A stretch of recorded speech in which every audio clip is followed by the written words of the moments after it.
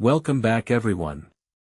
Today we are looking at how to build a responsive dashboard UI with Tailwind CSS in 5 minutes. If you want to achieve professional results fast without spending money on expensive software or complex setups, this tutorial is for you.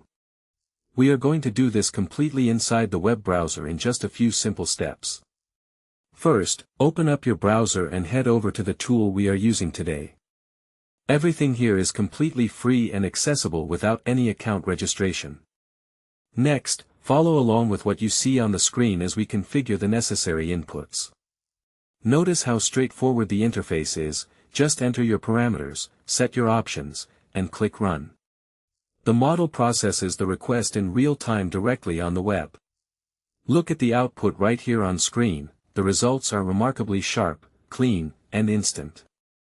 You can easily save, export, or integrate this into your daily workflow or projects. If you found this tutorial helpful, be sure to hit that like button, subscribe to the channel for more free AI workflows, and I will see you in the next video. Make sure to follow the on-screen adjustments carefully to get the best possible outcome for your specific use case. Make sure to follow the on-screen adjustments carefully to get the best possible outcome for your specific use case.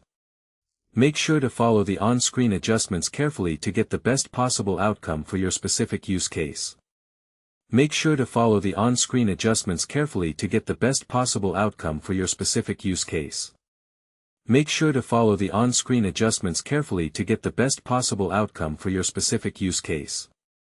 Make sure to follow the on-screen adjustments carefully to get the best possible outcome for your specific use case.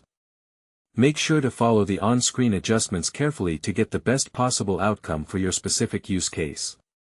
Make sure to follow the on-screen adjustments carefully to get the best possible outcome for your specific use case. Make sure to follow the on-screen adjustments carefully to get the best possible outcome for your specific use case.